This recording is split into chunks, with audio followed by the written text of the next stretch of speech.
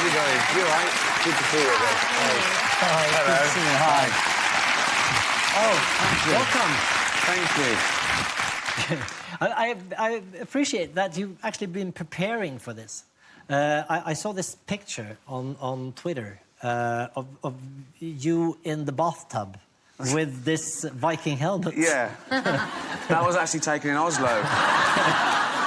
I went to get in. I played Oslo and I played Sweden and around your area. You have these daily, almost daily, pictures on social media. That you put out these pictures of yourself very often in the bathtub. Yeah.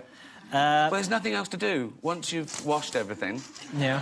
Which with me doesn't take very long, really. Then you know it's a waste of water. So I try and make the most of it. A nice hot bath. And the idea is so to you look bring your phone into the bath? Of course. Okay. Yeah. Well, that's not of course, but... Yeah, no, some people... I've lost a lot of phones to water. But it's so versatile now. It's like it's like being in the office. You know, you've got everything: emails, Twitter, cameras. I do videos. Yeah. You know, but it's a hobby. And not always the most. Forgive me for saying this. Not always the most flattering angle. Well, no. As you can see, close up, I'm quite a hunk. But the idea is to make yourself look as awful as possible. You see, that way, the paparazzi can never get a picture of me as bad as one that I willingly...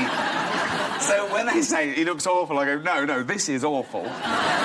So it's a self-defence mechanism. So this is something... You would recommend this for... I wouldn't recommend it to anyone, really. But, no, The ugly selfie. The ugly selfie. It's the way forward. You do your cats as well, though. I've seen. Oh, I love my cat. You love animals. Have you done the research on him and animals? You see, a cat can't look bad. Animals can never look bad. You never see a cat and it goes, oh, I was drunk. They always look perfect. There's not an angle you can get. They're always... All animals are unconditionally beautiful and perfect, but... It makes me like you more that you like animals. Thank you very much. Yeah. Cheers. Yeah. Thank you. If you just saw that, you'd think there's not. Do I like this guy? But he loves animals. Oh. Why do you think when you look at comedians, a lot of comedians do get very famous in their own territory, but your humor travels. Why do you think that is? Well, I don't know. I think it's because. I don't know. I think my subjects are probably universal. When you're joking about Hitler and famine, you know, everyone gets that. I don't know. I think sometimes people set out to be the biggest person in their territory, so they pander to that territory, and then it doesn't travel. Whereas I think if you just do it for yourself and you're passionate and you do deal with... Like The Office, it looked like a very quintessentially British show, but actually, it was about big universal subjects, you know. It was quite existential, what you're doing with your life. It was about bad bosses. It was about being stuck with people that you didn't get on with. It was boy meets girl. It was all those things that we all identify with. And it just... The backdrop looked boring. But then boring is universal. Everyone's bored. Do you know what I mean? So it's about, you know, the minutiae of life. It's about making the... ordinary extraordinary. So what about, I mean, being from time to time offensive to some people? As a comedian, maybe you must. Does it keep you awake at night that people are offended? No. Because just because you're offended doesn't mean you're right. Some people are offended by gay marriage. Some people are offended by mixed marriage. Some people are offended by my very existence because I don't believe in God. What am I meant to do? You know? Fuck them.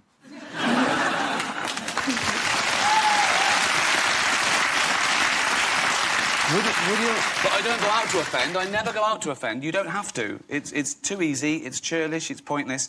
But there's nothing you can say that someone somewhere won't find offensive. Sometimes they've got a point. The thing is about offences, it's not about right and wrong, it's about feelings, and feelings are personal. So it's about controlling your own emotions. I find things offensive. I find loads of things offensive. What do you find offensive? Animal cruelty. It makes my blood boil. I want to batter the person who hurts them. But what can I do except try and educate, you know, or not watch a show that has something I don't like. But I think about words and jokes, I think that's a very different matter. I think that's so subjective. It's like art or taste. I mean, I think, and by its very definition, I think humour should deal with bad subjects, with awful things. I think that's what humour's for. It's to get us through stuff. Evolutionarily speaking, we joke about bad things because it gets us... It's a healing process. So when people say, oh, you shouldn't joke about that because it's bad, no, you should joke about that because it's bad. What's the point of joking about good stuff? It's already good. You joke about bad stuff. No harm can come from dealing with taboo subjects. You should be able to joke about anything. It's funny because people say to comedians, is there anything you wouldn't joke about? Yeah. But they don't ask journalists, is there anything you wouldn't write about? And it's the same thing. I think offence comes from people mistaking the subject of a joke with the target of a joke. And that's the important thing. What's the target of the joke? In your family, I mean, you're like, actually like me. You have 2 older brothers and an older sister. Yeah. And you're very much younger than your... Yeah, my older brother's 11 years older than me. My sister's 13 years older than me. And my older brother is 14 years older than me. I remember when I was about 12 or 13, I was eating my cornflakes. And I said to my mum, why are my brothers and sisters so much older than me? And she said, because you're a mistake. Just like that, I just laughed. I just laughed. Very honest. Just very, very honest. So you are the love child? No. I think it was I always felt like the love child, but then again, I never asked. I don't know what it was. It was drunkenness or some sort of birthday present. I have no idea. I'm pretty sure it was the last time they ever did it. I can't imagine. Oh, and now I'm thinking about it. You should never think of your parents doing it. Yeah. Oh, God. No, so... but it was... Everything was funny growing up. Everything was just fun and real and honest, and it was great. It's David Brent trying to be a pop star. I'm not trying to get to the Derek. Sorry, I've just ruined your flow. I'm sorry. Yeah, I had this wonderful flow. Sorry, I'm sorry, Freddie. Are you in charge? Well, I used to be. Have you seen all the ghost hunter shows? Years and years. Celebrity ghost hunter. All around the world. Thousands and thousands of hours of footage. They've never seen a fucking ghost. It's all like, oh, what was that? Was it that I was just the... No, not the... What did you hear that? Was it just... Oh, was it you? Oh, no. Imagine if wildlife programmes were like that. Imagine watching David Attenborough all these years and everybody goes, here, on Kilimanjaro, we see the... Oh, no, it's not...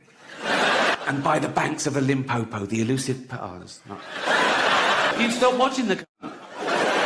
The pedo hunter shows, on the other hand, there's usually accompanying the crew just in case. You know what I mean? Particularly if it's a BBC production. Oh, shut up. That's the thing, though, with heroin. You know, try anything once, kids, sure. But know this, right? No. You think, I'll try heroin. I'll just try one. Give me one heroin, OK? Just have one. Oh, what's it like? Oh, it's fucking lovely. I want more. I can't just tap. It's like Pringles. Once you pop, you can't stop. Believe it or not, I've never been a heroin addict. No round of applause for that. See? No round of applause for never having been a heroin addict. If I come out here and go, yeah, I used to be a heroin addict. I used to mug people and shit myself in doorways. Exactly. Oh, yeah. He hasn't done those things for a while. He hasn't done those things that we never did in the first place. Why are you applauding someone for suddenly acting like a normal member of society? It's like, I've lost a bit of weight. I've lost about 20 pounds. Exactly. What? No. You're basically applauding me for only eating as much as I need now. I should have always been doing that. I got fat because I was a greedy, lazy bastard. They come to me now and they go, oh, well done, you look great. But they weren't telling me I looked terrible. They're basically saying I look terrible. I needed waiters to come over and go, fuck off, you've had enough. I fell back in love with stand-up on my last tour, Humanity. I played arenas around the world. Netflix bought it for a record amount. It was the most watched special of the year. I thought, everyone loves me now. Everyone loves me now. Then I got this tweet. Real tweet. Right. Call yourself a comedian? He knows I do. Literally says the word in my Twitter bio. Call yourself a comedian? You're about as funny as... Now, I thought he was going to go for the jugular and say Miranda, or... Come on, guys. Don't... I'm joking. Right. Call yourself a comedian, you're about as funny as a fart at a baby's funeral. He was trying to hurt my feelings. But his big mistake was choosing something that would be fucking hilarious. As if that would... A fart at a baby's funeral. Big echoey church. Everyone just silently sobbing like that. Tiny little coffin. Tiny little coffin. And someone farts, you'd laugh. Even if it was your baby. You know, no.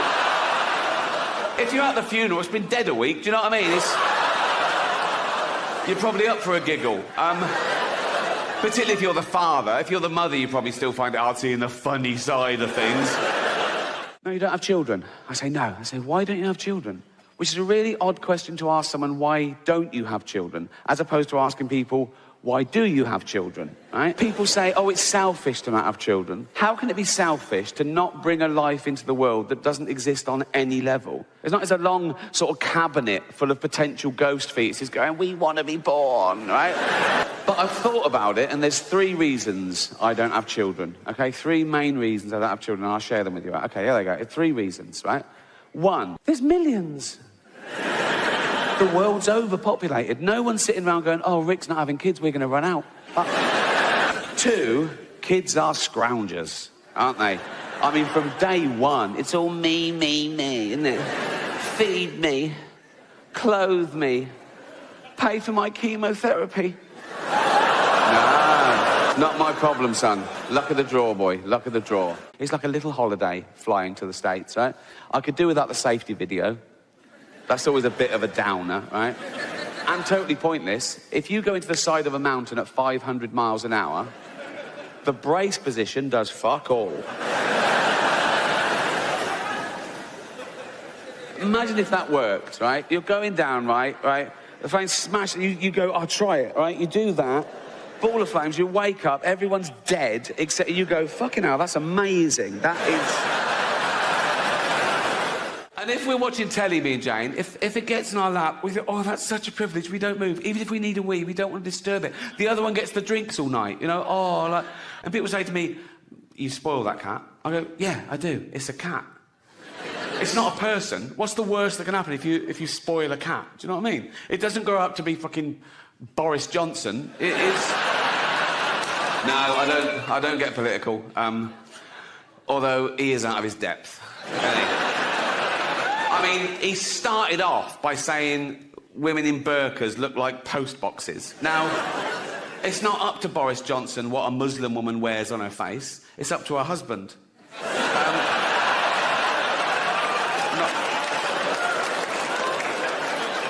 Not my rules. Not my rules.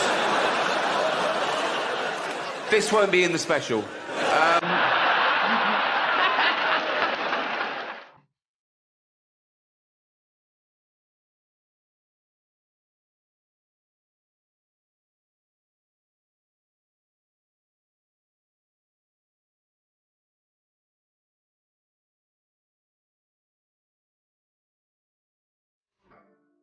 If I ever get cancer myself, I'm going to go into the nearest hospital and go, right, I paid for that machine. Get that little bald f***er off it. Talking of little bald f***ers, I did the teenage cancer gig, like, what? And I was doing the gig this last year, and I looked down and I recognised one of them. I thought, oh, yeah, he came backstage 2 years ago. He was telling me about his illness, and he said he was 18. And that was then, that was 2 years ago, so now he must be 20. So why the f*** is he still a teenager? Lying little shit. He wasn't lying about the cancer, he was riddled with it. It hurt him to laugh, but he shouldn't... And I was doing the gig, and he was laughing along, and I was thinking, yeah, you laugh it up, mate. I was fuming. And it got too much for me, I'm human. So I went, all right, mate, I recognise you. I went, yeah. Came backstage 2 years ago, I went, yeah. He said, you're 18 then? He went, yeah, so you're 20 now? He went, yeah. I said, get out. I called the security. He struggled, but he was weak. They'd worked out. Although they had trouble getting hold of him to start with, and his drip nearly had someone's eye out. The crowd started booing. I went, hear that? They don't want to see someone like you take the piss out of me. People quiz me on Twitter when they find out I'm an atheist. They go, what, you don't believe in God at all? I go, no. Do you pray? I go, no. They go, why don't you pray just in case there's a God? And I say, why do you put garlic over your door just in case there's a Dracula? Right? And I've got no problem with praying, you know. I know loads of nice Christians and Muslims and Jews, and if one of my family is very ill, they always say, oh, I'll pray for them. And I always say, oh, thanks very much, because it's a nice gesture. If they said, oh, we also cancelled the chemotherapy, I go, don't do that, don't do that. Pray, fill your boots, son, but let's do the praying and the chemotherapy, shall we? Because that's the same result as just the chemotherapy. So let's definitely keep that one, shall we? The other thing is this ridiculous thing of, oh, let's ask the average person what they think. Let's stop asking the average person what they... You know how fucking stupid the average person is?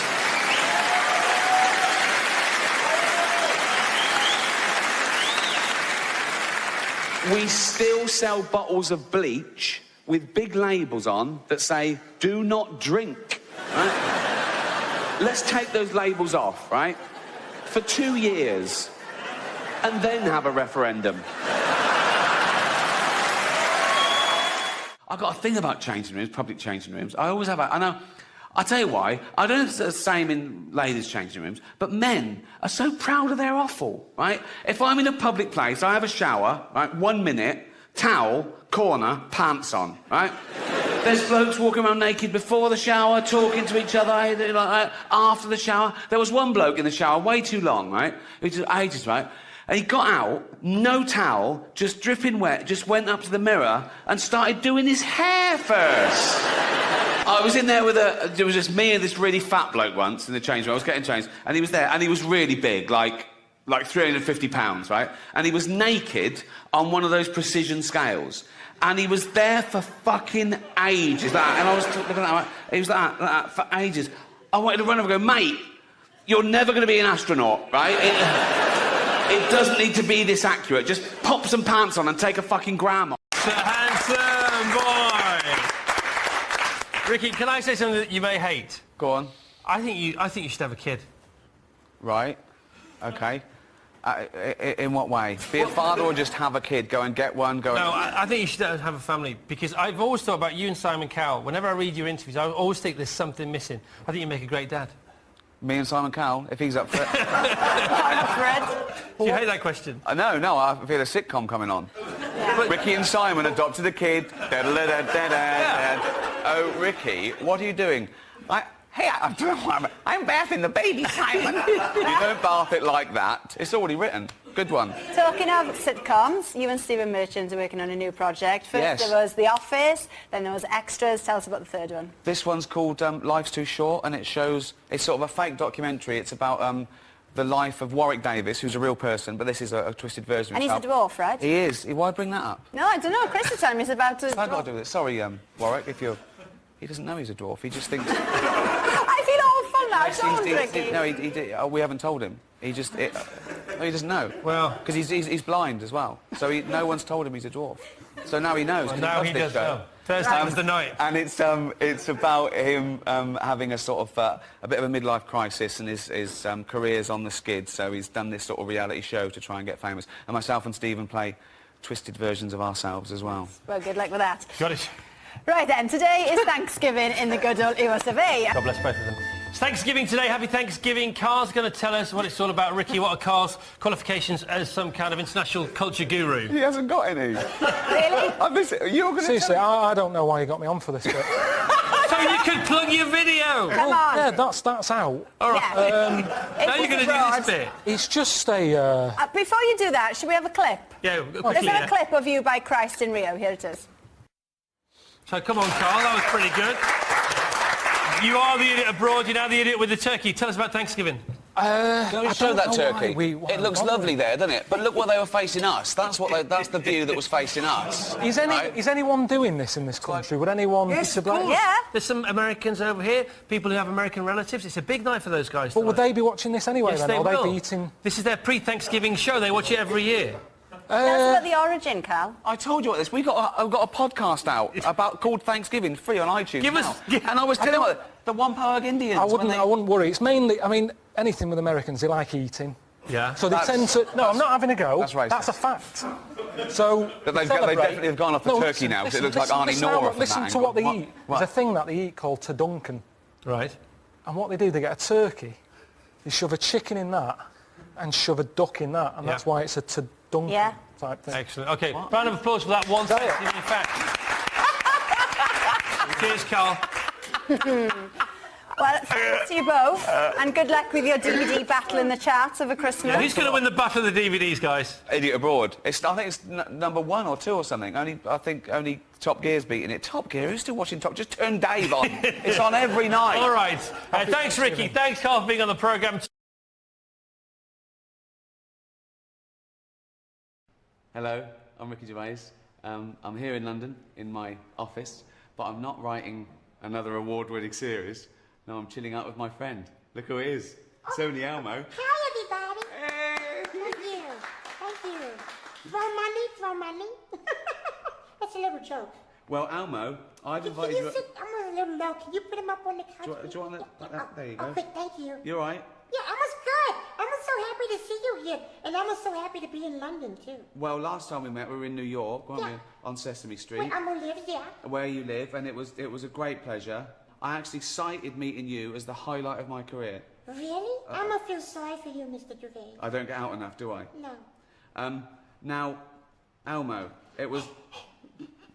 Something there. You know they're my pyjamas. Really? You work in your pajamas? Well, you were in your pyjamas Boy, last time. you must be really important. Exactly. You can wear whatever you want to wear. I know. I can do what I want here. It's my office. This is my town. And when I was there, I noticed that you were surrounding yourself with, like, weird things. Little monsters and strange... Oh, Mr. Gervais, we don't call them weird. No, but... They're family. But they're not sort of normal, are they, really? Well, no.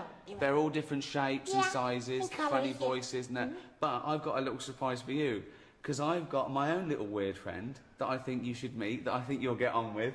Really? It's only Warwick Davis. Mr. Warwick Davis?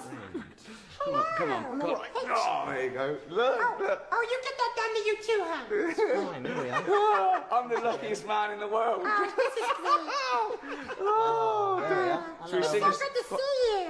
It's good to meet you as well. Hiya. Wow.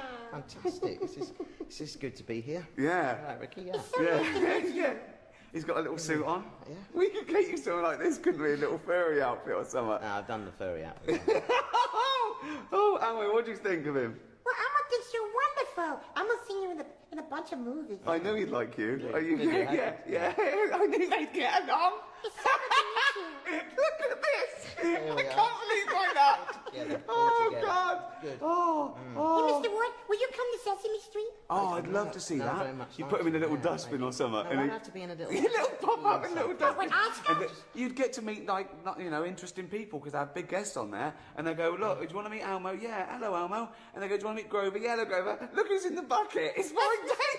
Oh, yeah. It's Warwick Davis in the bucket. We love Warwick Davis in the bucket. Oh, God. Oh. Boy, this is such a wonderful surprise, Mr. Gervais. I know. See? Thanks for bringing Mr. Warwick. You can't keep him, though, because he's got to go back to... where do you live? I live in a house. Oh, I'd love to see that little house. It's not little. You can imagine it. Oh, God. Oh. Say goodbye, everyone. Say goodbye. Oh, bye. Say goodbye. Oh, it's so nice to meet you, Mr. Yeah, it's nice to meet you. We'll Mr. chat Warwick. later. Yeah, kiss him if you want. Don't you? Go on. Kiss him.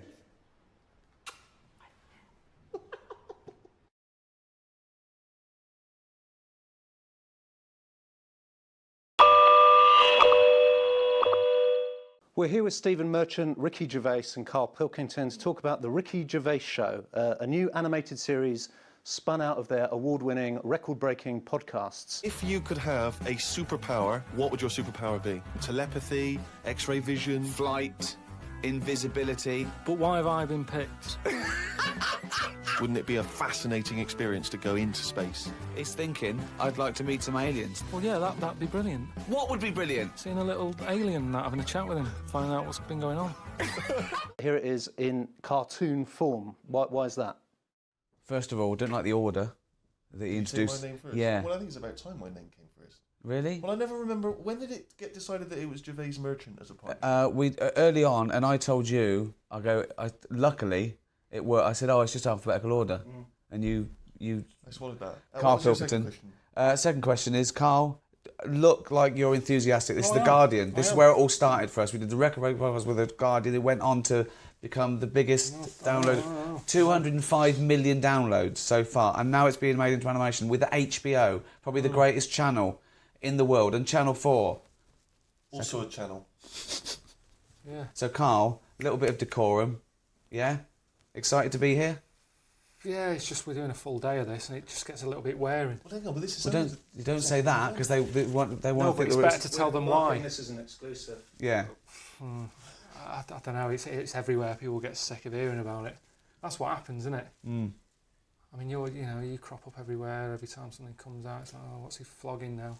That's the problem. And that's People a friend. That's a friend. But that's how it comes across, isn't it? It's like, here we go again, flogging something. Okay. As far as I'm concerned, our bit of work's been done here. Right. I don't know why we have to sit and explain to people.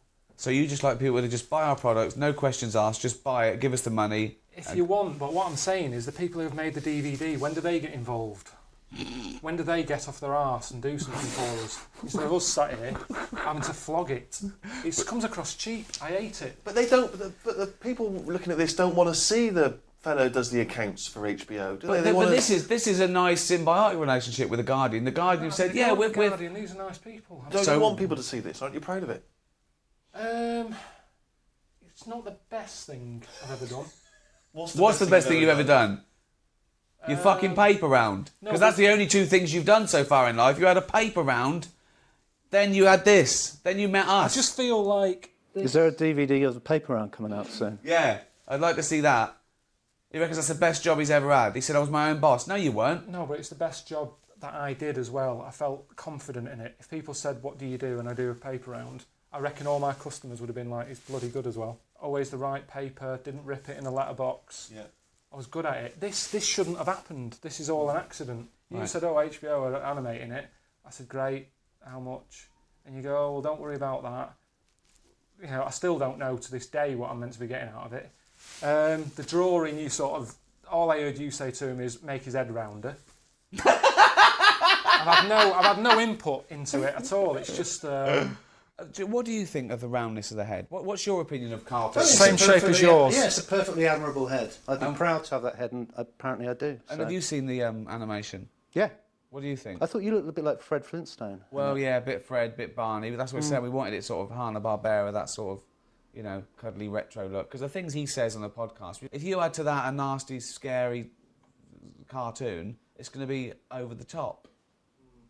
What would be a nasty, scary cartoon? Like if you were all naked or something? Oh, no, just like spiky and, Right. and trendy. And I think it had to be nice and cuddly, because he's a little funny little cuddly creature, isn't he? You know, it's just like a lovely little round-headed... He's got a heart of gold, really. The Sun love it. They say it's good. The Mirror says it's genius. Seth MacFarlane, creator of The Family Guy, said it's the best animation he's ever seen. I don't like comments like that. Builds it up too much. It's just... it's me saying stuff that I think I would have made more of an effort if I'd have known that it was going to end up on the telly. It's like when I was talking about stuff to these two, I'd be saying about the problems my Auntie Nora's having, stuff like that, thinking, well, she hasn't got the internet, she's never going to hear this. Then suddenly, it's on the telly, you know, and she doesn't go out much, so she watches a lot of the telly, and then she's going to be flicking about one night going, oh, that sounds like Carl. Oh, wow, this is good. What's Carl saying here? Turn it up a minute. Turn it up. And I'm talking about her having a wind problem. And it's a little bit... What happened with her wind problem?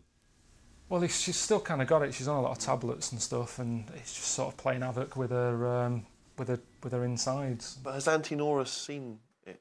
Have you heard back from her? No, a relation told her that she's been talked about. Right. She doesn't know what about. So are you censoring yourself now that you're more of a media figure? For telly stuff, yeah, because it's proper, isn't it? As soon as something gets on the telly, it takes it up a level. Guardian online. Well, it's still internet. It's still... I like that. I like the way it's just people... The only people who will be watching this are people who want to watch it. You don't get any whingers. There's no one going on there. Are you closing off the comments on these things? Because that's annoying. We'll open those up. I'd close them, because it's just people getting involved. If you don't like it, don't watch it. I don't understand that. I don't understand this whingingness. There's loads of things I don't like in life, but I don't stand around saying, don't buy them, you know. Well, you do. I'll fucking DVD for one. No, but I'm just talking about stuff that I'm not a big fan of. Yeah. You know. Which is everything, really, isn't it? But, you know, you're excited by the fact someone puts it on, they watch episode 1, they're like, bam. We've got the second series, that's being made now, that's going out on HBO, Channel 4. It's being sold around the rest of the world. Have you been convinced that this is a good product to buy yet or not? It's if you're into buying. You see, I don't buy DVDs. I'm not of that market. I sort of wait until it's on the telly, and this has already been on the telly.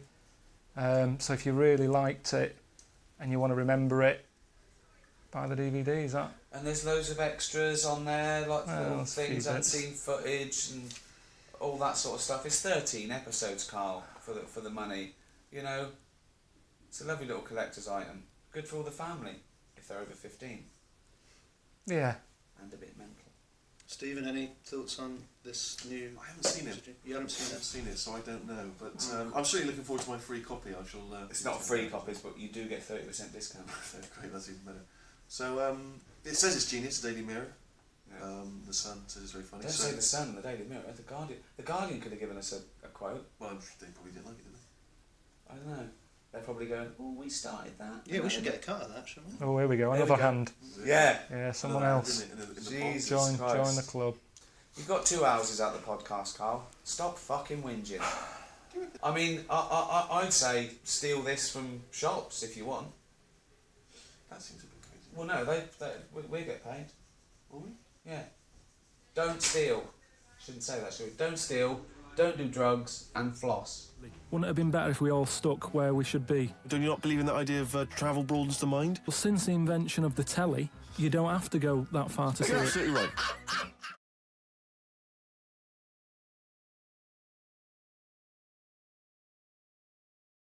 Hi, I'm Ricky Gervais. With me, Stephen Merchant. Hello.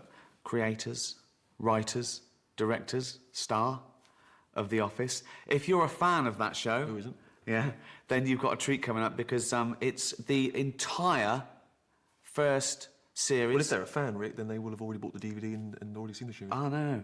Wait, let me finish. It's the entire first series, but with extra bits. We've got interviews of people, it's a retrospective, people talking about it, A-listers, chatting about why they think The Office is genius. Not my words, I'm not. I do think it's brilliant. Yeah. Do you know my favourite thing in The Office? Go on. You? Thought as much, yeah. Yeah. When I first saw The Office, I was struck by how original it was on a bunch of different levels. And I think upon first viewing, I thought, that's really great. And then upon my 38th viewing, realized how genius it was. My first impression of The Office was that it was a masterpiece, and unfortunately, as time passed by, nothing interfered with that glow. It was so fresh and new in terms of the style, and for me, it reminded me of a style of humor that, I think, in Spinal Tap, Chris Guest and those guys created. I saw that show and I was like, this is incredible. When I first saw The Office, I thought, finally, there's something funny being done in the world. I think the thing that I was most struck by is how original a character David Brent was. I've never seen a character in a movie or in television who is that obsessed with what people think of him. And I think a lot of the comedy comes from that. He's got way too much self-awareness. I can have a joke and a laugh with the people who, I'm supposed to have authority over, and they love me for it. And all that obviously is always, you love watching Brent, but you don't want to be Brent, you want to be Tim. That didn't happen by accident. It didn't happen because of my overwhelming charisma. Do you know what I mean? It happened because they wanted Tim to be the kind of, I suppose, the emotional focus, or at least they wanted him to be the audience, yeah. And he was, Apparently they had a completely different idea when they were writing it of the sort of person that Gareth would be. He was supposed to be a much bigger, more macho kind of guy, and so I've heard that when I came in and auditioned, they changed their mind. Because if you're genuinely physically scared of somebody, if it had been Tim and Lee, that kind of character, then you just think, I think he's going to hit Tim. he's going to beat him up, you know. Whereas it's kind of Tim and Gareth, you think there's a man who thinks he's Napoleon. Every single one of those characters is so perfectly cast and in a sort of new, informal way. Hello, Wernham Hogg. And Dawn, just the perfect look, the perfect pitch. You know, not so fabulous that, of course, everyone will be in love with her, but you slowly fell in love with her while you watched her. I've got kind of hot hand, sorry. Right, just don't touch my head. With Dawn, sometimes I wanted to give her a bit of a shake, you know, because she didn't pursue the guy that she really did want to. The camera is like another character in the office. It's a whole other member of our show, because it added so much depth, I think, to what people said and did.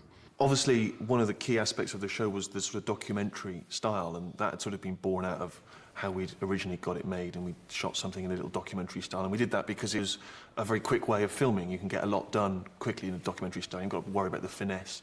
And then over time, we realised that the whole sort of documentary boom that was happening at the time, the sort of docu-soap, things like Driving School and the Airport programme, were throwing up these amazing characters who suddenly were acting in a very specific way because of the fact they were being filmed. I think the most extraordinary thing about the documentary format, obviously, was Ricky's performance with the camera. That you had his ghastly behaviour, and then on top of the fact that he thought that his ghastly behaviour was absolutely excellent and cool and interesting and complicated.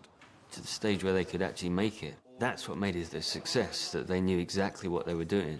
We didn't want anything sexy or cool or rock and roll. It was all anti that.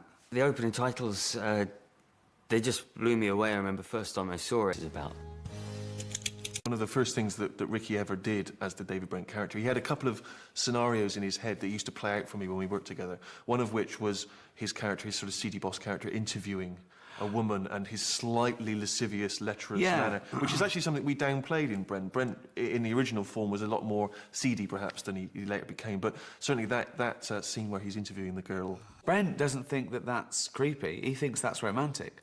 He thinks he's a bit of a Lothario. He's thinking he's setting the mood for love. He doesn't think this is seedy or anything, does he? So he thinks she's going to go, "You're the most interesting man I've ever met." And you're handsome with your little beard. One of the things is it's a great physical performance by Ricky. You know, I mean, obviously the gestures have now become slightly over well known, the tie and the looks to camera. But he does sometimes, every so often, he will do bigger stuff. He'll be when a woman's around, as opposed to the way he'll be when someone who he's frightened of will be around, some higher status person will be around. Regular guys working in an office instead of a factory or being a mechanic. And what we did was we showed the difference between the two lads, but he knows it's wrong. And he knows this thing, sexism, he's heard of that, and he knows about misogyny, he knows all those things, he knows all the isms, he just doesn't really fully hate having a woman as a boss. Deep down he hates it. And he hates being undermined anyway by a woman. He hates being undermined by anyone in front of the camera. So it just, his world just implodes in that episode. One of the other themes in the office is comedy itself. You know, you get a lot of things off your chest. We had a go at people just shouting catchphrases. Ricky, leave it! Props, just bringing in a funny thing.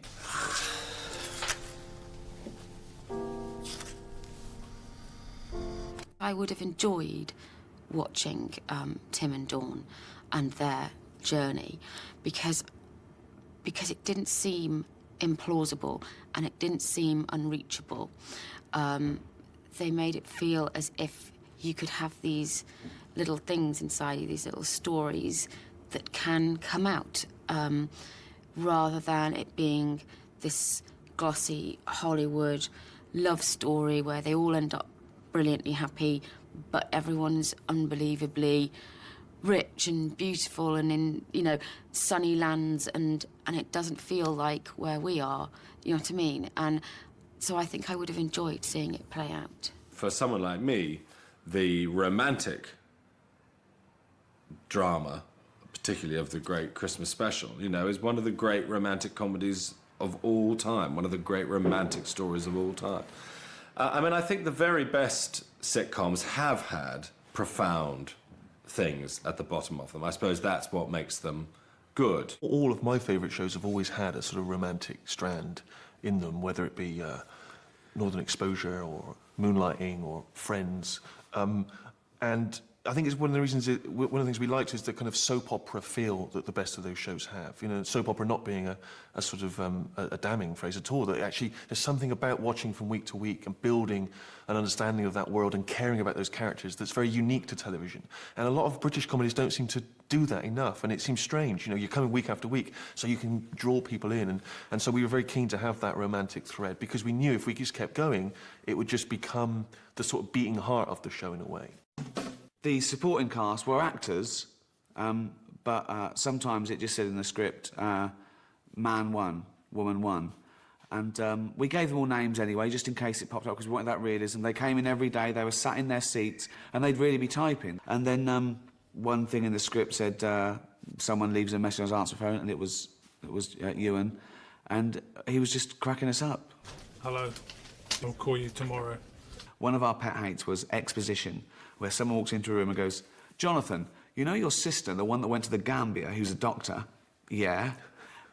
But we found out that we could do that with Keith. Because of his strange, laconic tone, he could remind the audience what had happened and what was embarrassing. So with me taking a bite into the Scotch egg, we're talking about watching peak practice. Boring, isn't it? Just staying in watching peak practice with your life. Yeah. Not for me, I like it. I'll just stay. That was so good. That was so good. Something would put us off, or something would go, and one of us would always kind of crack and lose it, and we just couldn't get it right. We got through 3 or 4 Scotch eggs, and eventually they had to give me ones back that had a bite taken out of them because they didn't have enough bought for the number of takes it took. So a couple of times I had to disguise a bite that had already been taken out and go in again. Boring, isn't it? Just staying in watching peak practice with your life. Yeah, it is. Not for me, I like it. Yeah, I just stayed in at a big... It was one of the 400,000 scenes that we couldn't do in under 4 hours because it was just a lot of laughing, you know. I was the worst corpser of all. Yeah, I mean, it's strange because my job is to try and make people laugh for my own amusement, but sometimes that goes wrong and I can see fear in their face, or I found myself funny and I'd laugh and ruin a take. Also, even if you've written the lines, if they're funny, I still laugh. What's the difference? A dwarf is someone who has disproportionately short arms and legs. I'm so sorry. What's the difference? A dwarf is someone... Fucking hell! You can't help corpsing. You can't help. You can help putting people off and making them corpse. But if someone finds something funny, you know, I celebrate that, really. I thought I found a lump. I examine myself regularly. I get checked out. It's fine, but terrifying. Testicular cancer. Cancer of them old testicles. What's that? Oh, that was a great one.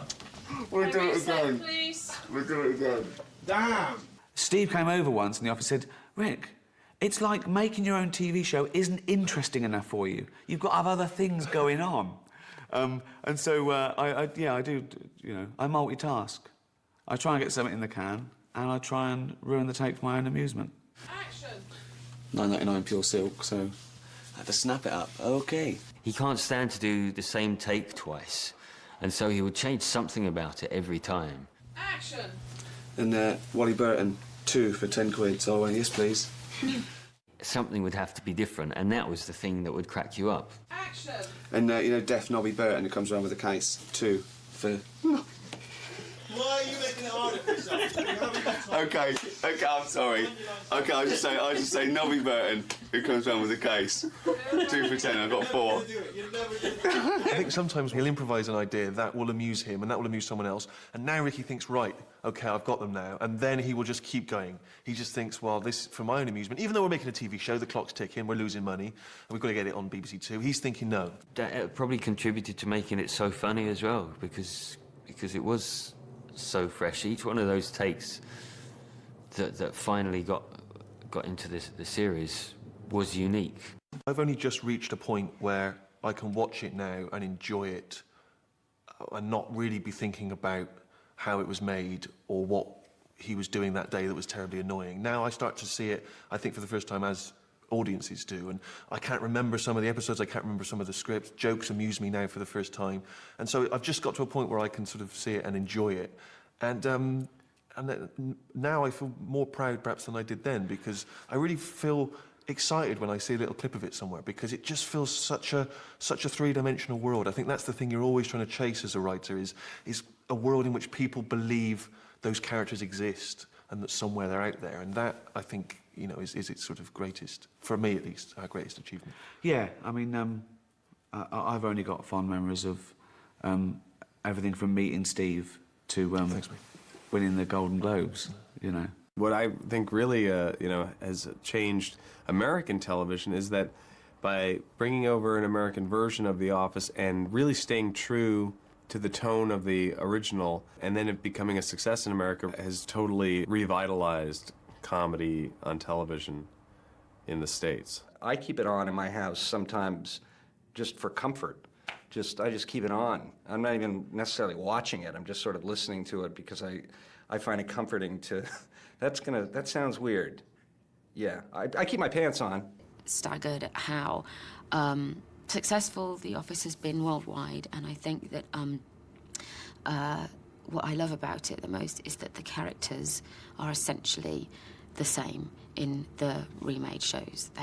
Brent is still Brent, and Tim and Dawn still Tim and Dawn, Gareth still Gareth, even though the names aren't the same. The characters essentially are... At one time or another, every bloke in the office is woken up at the crack of dawn. What? La chef réceptionniste. Ça va? Oh oui, oh, viens. Anne, viens. Oh oui, viens, Anne. Oh, viens. À la camita. Il est chiant, il arrête pas de me mettre du fromage partout dans mes affaires. Pero mire, pero ¿cómo voy a desperdiciar comida, hombre, por Dios? ¿Pero cuánta gente puede alimentar? I thought I found a lump. Realmente me encontré un poroto, una cuestión re fea. Cancer des testicules. Une petite testicule. C'est quoi? I look back and there was that romance with writing our first sitcom, you know. But I couldn't be proud of The Office. I honestly couldn't be proud of The Office, even if it hadn't won any awards and hadn't done. You know, I think that I was proud when we'd finished writing it. I knew that we'd done our best, and it's the first time I've ever tried my hardest at anything as well. There was nothing really about that job, the entire job, that was not very enjoyable, especially in hindsight, because you come away and you do lots of other jobs. I've done lots of jobs before and lots of jobs since. And as always, you don't fully appreciate things when they're going on, you know. You forget that, this isn't all going to be as much fun as this, you know. I haven't worked on anything that was such a joy to work on since. I've worked on some great stuff and had a great time, but there was something very special about that, about working on that, and we knew it. That particular job was full of nice people, funny people, smart people, and people that I was glad to see every day. And sorry when that ended. I'm still proud of it to this day, and people ask me about it the whole time, and I'm always happy to answer their questions, because it was a very important part of my life and still is. My biggest ambition from a young age was to write. Honestly, was to write and be involved with a sitcom that would be thought of, fondly, and possibly even amongst, the sort of much-loved sitcoms. And I feel like to some degree we've achieved that. And so now I don't know what I'm doing with the rest of my life. Now I've got to sort of recalibrate my expectations. Now I'm just filling up the hours before I die. That's why I'm here today. That's not gloomy, is it? Well, you've got voiceover work, though, haven't you? I've got some voiceover work, yeah. I've got some voiceover work. Barclays.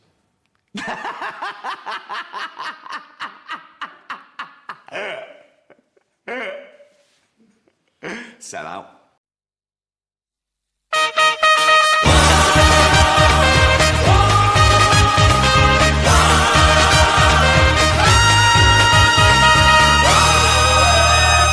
Hello and welcome to The One Show with Matt Baker. And Alex Jones. Now, tonight's guest shot to fame when he humiliated Mackenzie Crook in The Office. Went on to ridicule George Michael in Extras. And thought nothing of insulting half of Hollywood at the Golden Globes. But for some reason, the stars keep coming back for more.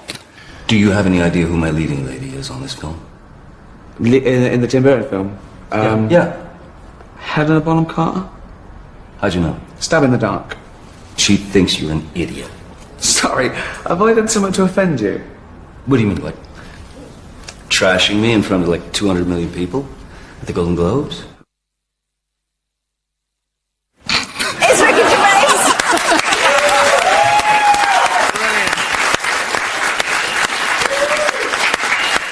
It's that classic line in there, have I done something to offend you? Which basically, I mean, do you ever worry that you are offending those that you really like? No, because I know I am.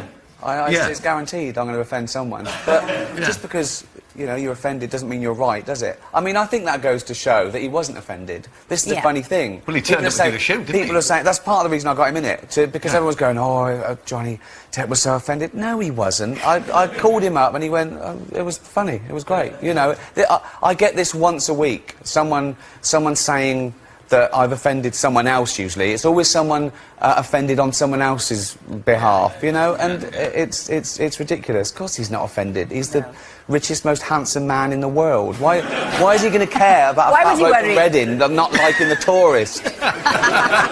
Well, we'll be talking more about the new show and the big stars that are in it a little bit later on. Yeah, but first, Simon Boseman is in a sleepy... Aren't you going past Alston? A very remote area on the rickshaw? On my rickshaw, I am, yes. As we Good were luck. saying, it's so high, so remote, they expect snowplows. I don't know if I'll have a snowplow on the You'll be all right. Yeah, it's going to be high. Anyway, thanks, Simon, for that. Ricky, are you into community spirit? Are you big on that? As long as they leave me alone, yeah. They can't get past the gates and the lasers and the dogs. I've got shutters on the windows. I often hide, pretending I'm out if someone comes to the door.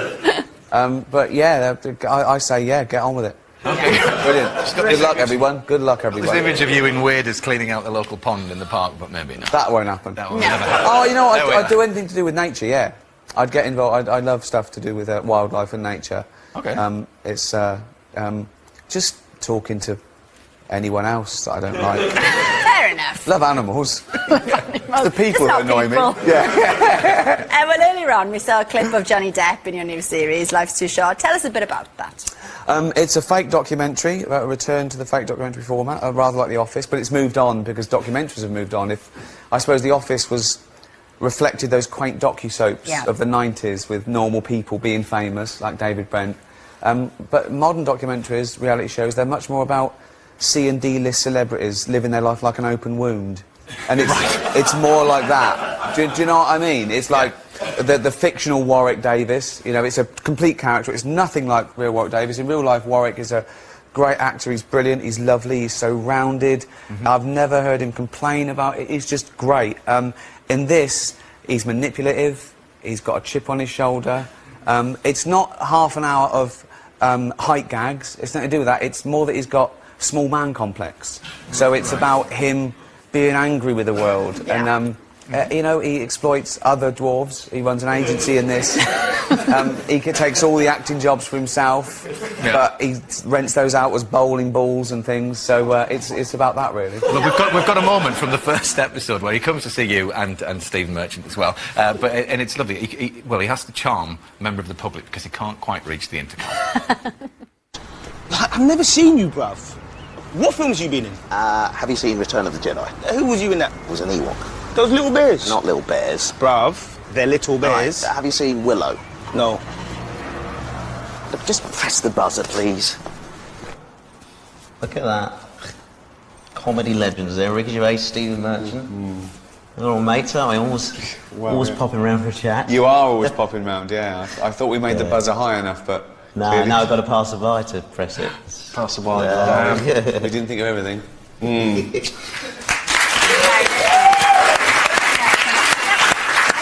Some would see it as a bit un-PC. I mean, especially a hilarious bit when Warwick falls out the car. But how do you keep it on the right side? I don't know what this is of this. It's un-PC. Well, they're already saying that, and I haven't seen it. They straight away assume it's going to be offensive because there's a dwarf involved. Well, that's their problem. That's their prejudice. They're assuming it's going to be cruel. I mean.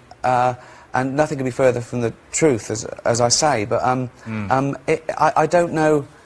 There's no harm can come of discussing taboo subjects. That's why they're a problem with them, because they're taboo. If you talk about stuff intelligently, then I think problem is some people always confuse the target of a joke with the subject of a joke.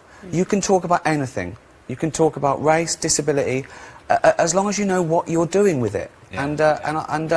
People are always going to be offended. They're always going to be offended, and there's nothing you can do about that. No. You know. And on that point as well, I mean, you recently offended quite a few people with disabilities. Recently, always. I offend someone once a week, but you've got to just carry on with what you're doing. I look at it in a quite Darwinian framework. You do what you do, and you either survive or you don't. I think if you keep trying to please everyone, you won't do anything. Nothing will be said, because some people are offended by equality. Some people are offended by abortion. I'm not. I'm offended by those people. But what are you going to do? What are you going to do? So, at least watch it first. You know what I mean? Fair enough. And then, and if you don't like it, don't watch it again. Don't write me a letter. No one's listening. I mean, but you're not afraid of laughing at yourself either, because recently... But very often I am the butt of the joke. Yeah. It's my stupidity, it's me getting stuff wrong. Exactly. I mean, Curb Your Enthusiasm is a good example of that. Of course, it's your only deal in excruciating social faux pas and that, and sort of taboo subject. And that's what's funny, because it's usually about our middle-class angst. It's usually about our fear. Warwick, when he talks to people, he knows they're trying to avoid using the word little or small in just normal conversation. And he finds it hilarious. He wants to go to them, chill out. It's all right, you know. Yeah. Well, let's just have a little look at you in action in that clip. This is you with Larry David. Go. Thanks so much for coming. Oh my God, I can't believe this. Signed. The funniest show in the history of television. It was I funny. love this show. I wouldn't call it the funniest show in the history of television. I would, lad. This show was hilarious. No doubt about it. I Funny mean, show. hilarious. History of television? Seinfeld, lovely show. Well, thank you. It was good. That was good, yeah. Oh, no, I love broad comedy. Yeah. I will treasure this, Ricky. I like the laugh track on it. So happy he's reminds here. you when to So laugh. excited. Oh, yeah. We didn't do one. But actually, it's a very funny show. Thank It's just odd to just show up with your own DVD. Yeah. Never heard of somebody who's in something and then showing up with it. You've never heard of that? No. It's an odd thing. A war with words. Didn't take you long to try and turn the tables on there, but... All improv. Yeah. All ad-lib. All ad-lib. Really? Yeah. You just go with it and you film it a few times, and it was great doing that. Not only is he a bit of a hero of mine, I think probably the most important person working in comedy today, but he ruins as many takes as I do. Yeah. We were just both laughing. When I was like, okay, stop. Honestly, it was great. One of the highlights of my career. Such a pleasure. And when you go out with dinner with Larry David, it's like a 2-hour episode of Curb for free. It's just he's great. I can't get enough of him. Yeah, well, many people may not have heard of Slough until Ricky here put it on the map with The Office, but 60 years ago this week, Berkshire earned its stripes when it became home to the very first zebra crossing. About you, it's always an element of humor or comedy, even in your mother's funeral. My dad's, yeah, my mum and dad's funeral. We were mucking around. Even when my mum died first, and it was a long, horrible illness. It was lung cancer. It was lung cancer, and it was dreadful. I mean, the worst situation you can imagine. It was dreadful. So there was a certain amount of relief afterwards. She was out of pain and everything. How long did she have it for? Oh, a year. It was dreadful. I remember, yeah, it was dreadful. But when we were organising the funeral, the vicar said to my brother, "And tell me something about your mother." What was she? And my brother, just mucking around, said she was a keen racist. Right. And the vicar went, oh, I can't put that. He went, I'll put gardening then. And then he gave the vicar the wrong names of the kids, so when he read out, we all laughed. The wrong names. And at my dad's funeral, I went prepared. I got loads of nieces and nephews. And I went, and they all started sort of crying, and I handed out tissues. And then they all started laughing because I'd written things like "stop snivelling" and "whinging," and the vicar was looking at us laughing during his funeral. We explained to him afterwards. But yeah, no, that's exactly what humour's for. Yeah. Tell me about Derek. Derek is your new series. Yeah. Or your latest series. Yeah. He's a quite different guy. He's very different from David Brent. Yeah. The Office. It's funny because I still deal with sort of like, you know, flawed characters, and you know, I suppose sort of these are more outsiders. But the flaws of the characters I usually delved into with like people like David Brent or Andy Millman. It was their own fault. You know, it was ego or ambition or jealousy. Whereas with these guys, it's superficial stuff. It's like bad hair, a shuffle, a funny voice, you know. And that was because I wanted it to be superficial and something important could come along and trump it all, which was kindness or compassion or caring. And I put it against an old people's home because I always try and write about what I know. And about 6 of my family, my mum, my sister-in-law, her kids now, they worked in care homes. So I sort of had that backdrop. And again, they'd come in with stories that were some were really sad, and some are really funny, and some were really sweet. And I remember first watching Derek, they'd say, is it a comedy or a drama? And I went, well, what's your life? You know, it's a bit of everything, isn't it? You're doing a new movie, writing it yourself. I saw you like that. Yeah, called Life on the Road, and it's David Brent trying to be a pop star. I'm not trying to get to the Derek. Sorry, I've just ruined your flow. I'm sorry. Yeah, I had this wonderful flow. Sorry, I'm sorry, Freddie. Are you in charge? Well, I used to be. Sorry. Can you get me a beer? Because they said they wouldn't allow beer. This is like a band. Do we have some beer? He's in charge, see? Freddie, you're in charge. Coffee. Claim it back. I'm so sorry. It's yours. I have another show next week. Do the intro. You can cut this bit out. We'll pretend. There's the... Yes. Yeah. OK. So we're going to watch a clip from Derek now. They're laughing, they know, see? This is never going to cut together. It's going to cut straight from your interview to this clip. Yeah, I know. Your terrible trauma, and then you go, anyway, Derek. It's the number, honestly, the number of shows I've done where I'm going on to do something about a comedy or a children's book, and the person before me is just one of the first shows I ever did. It was like a daytime show, and they said, coming up next, the hilarious Ricky Gervais and his funny menagerie, Flanimals. But first, why do teenagers self-harm?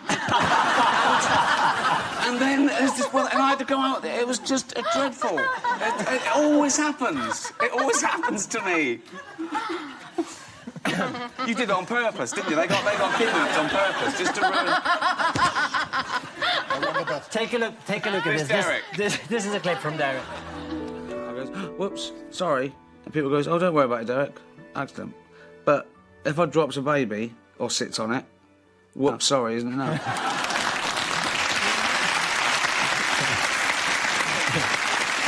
I actually think like that. When someone says, do you want to hold it? I just think, wait, no, what if I drop it?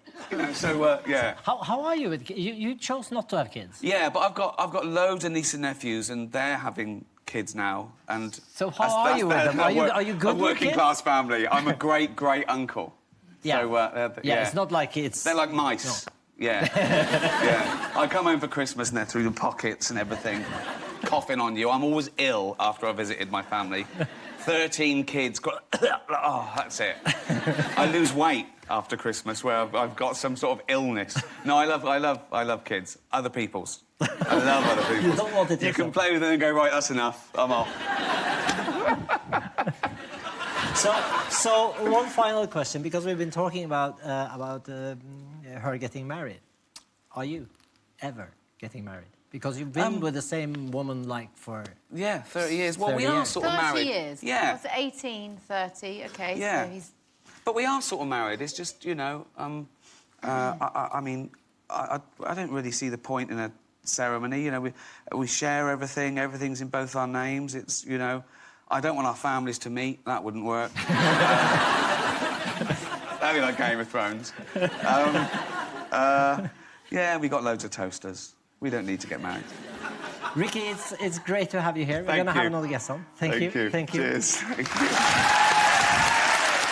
Here is Ricky Gervais.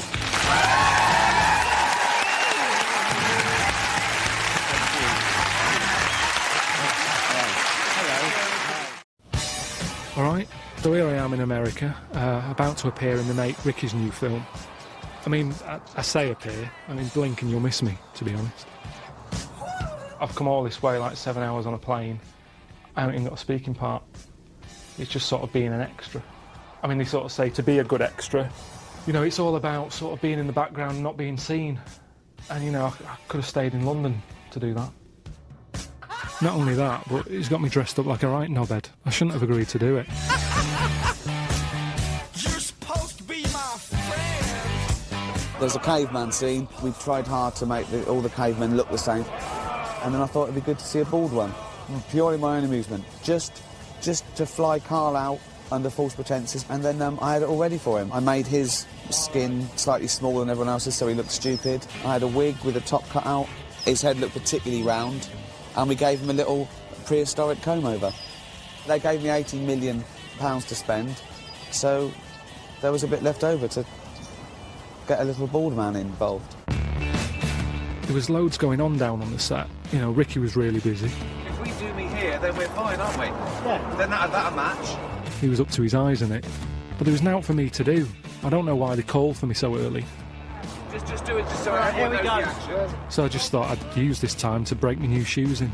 Beast is a danger. I find it just as easy as directing for TV, if not a little bit easier, because you've got a bigger budget, got more people who want to put your vision on celluloid, and I try and always do my own thing, and that excites me more.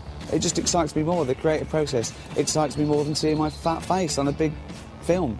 We're going to do pick-ups anyway, and we can come back and forth. I really don't know how this sort of making films thing has caught on. I've been here now, it's about 4:15, started at 7 this morning, one scene isn't even done yet. If this happened on, like, the first movie ever made, you'd go, forget it, it's not worth it. Eventually, my big moment arrived. Well, I say big moment. Karl, come to this side and be last.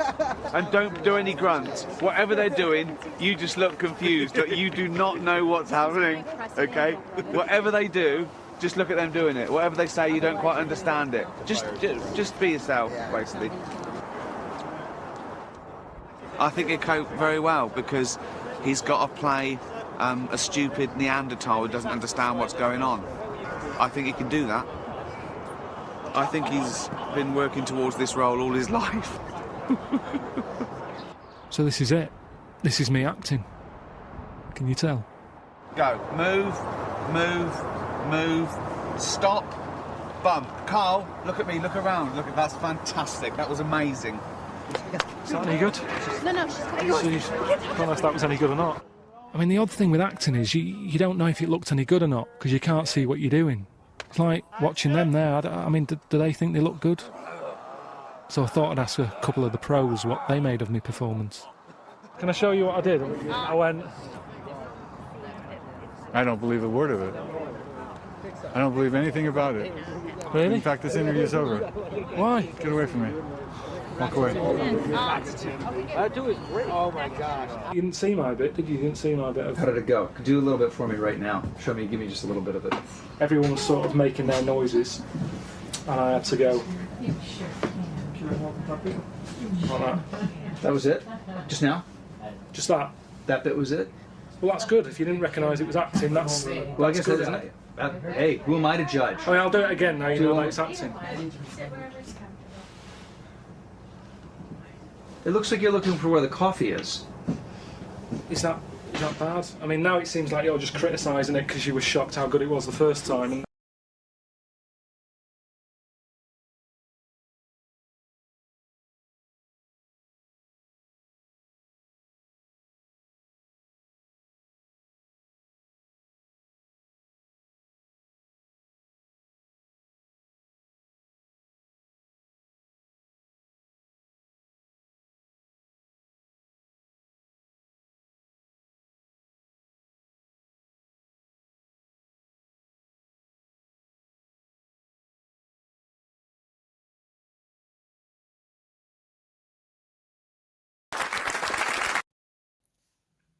Hello, mình xin chào tất cả các bạn đã quay trở lại với kênh YouTube của mình trong buổi sáng ngày hôm nay. Xin cảm ơn các bạn đã có sự quan tâm và theo dõi. Trong video lần này, mình cũng muốn giới thiệu với các bạn về một cái trái cây ăn quả mà mình đang cầm ở trên tay đây. Thưa các bạn, đó chính là những quả cam. Đây có tên gọi là quả cam đường. Đấy. Và cũng có loại cam sành nó khác các bạn ạ. Cam đường thì trái nó sẽ nhỏ hơn và núc xanh thì màu xanh lá cây, và đến khi chín là được một màu da cam, gọi là màu vàng chanh rất chi là đẹp. Và cũng khác với loại cam sành là cam sành thì da nó không nhẵn và quả nó to hơn và da nó sẽ xù xì như da cóc. Các bạn nhé, đấy là hai loại cam như vườn của mình đang trồng, là có hai loại, là hôm nay mình mới chảy cái loại cam đường này về để mình cũng giới thiệu và cho các bạn để biết về cái kỹ thuật chăm sóc cây, cũng như là kích thước trồng, cũng như sự nuôi dưỡng và để cho được những quả cam ngon và ngọt đẹp như mình đang cầm ở trên tay đây. Thế thì giới thiệu với các bạn bản chất của cây cam này. Nó thuộc là diện thân cây gỗ cứng các bạn nhé, thuộc thân cây gỗ cứng, có chiều cao trung bình là từ 3 đến 5 mét, có thể rất cao. Đấy. Nhưng với cái cam như các bạn chiết thì nó chỉ tầm đến 3 mét là cao thôi, còn nếu các bạn trồng bằng hạt thì mới lên được đến 5 mét. Trung bình như những cái quả cam này mình đang cầm trên tay đây thì cũng giới thiệu với các bạn là về cái chăm sóc để làm sao cho nó quả cam nó được mọng nước. Thì trong video lần này mình cũng muốn giới thiệu với các bạn là về, trước hết là về cái kỹ thuật chăm sóc của cây cam. Trước là các bạn trồng cây cam từ bối nọ sang, từ gốc nọ sang gốc kia, là các bạn trồng khoảng cách độ 2 mét đến 2,5 mét là một gốc. Bởi vì bản chất cây cam này là nó có thân gỗ, thân cứng, nhưng tán thì là tán hình phễu ngược lên, chứ nó không phải là tán bè ra ngoài các bạn nhé. Đâm ra là cái diện tích trồng cây cam này nó có không tốn diện tích mấy. Các bạn chỉ cần trồng độ khoảng 2 mét, 2,5 mét là cũng đạt là tiêu chuẩn, cũng đủ ánh sáng vào để nuôi cây rồi, cũng như là chống lãng phí đất. Đấy. Về cái kỹ thuật chăm sóc cây cam này thì các bạn cũng nên làm việc thuộc diện cây lâu năm, thì các bạn cứ 3 tháng thì các bạn bón cho cây cam này ăn một lần. Đấy. Bón như các bạn ví dụ có những cái phân chuồng, phân mục, cũng như nân đạm thì các bạn đổ vào gốc. Đấy. Nếu mà các bạn tiến lân thì các bạn cho lân thì các bạn nện sào beng, hoặc là lấy các bạn tục một cái lỗ 3-4 lỗ xung quanh gốc, cách gốc của 20 phân, các bạn cho lân xuống đấy và các bạn lấp đất lên là được. Còn phân chuồng thì các bạn cứ đổ trực tiếp vào gốc. Đấy. Và cái gốc của một cây cam này thì các bạn cũng nên cho cái xới đất cho hình lòng chảo các bạn nhé, cho cái đất nó hình lòng chảo vào để cho nó giữ nước. Mỗi khi các bạn tưới thì nó không bị mất nước, thì là sẽ đủ nước dinh dưỡng để cho cây nuôi cơ thể. Giới thiệu với các bạn như vậy. Và mỗi một cam này như bây giờ là chỉ năm ra được một vụ thôi. Đấy, các bạn nhé, năm chỉ ra một vụ thôi,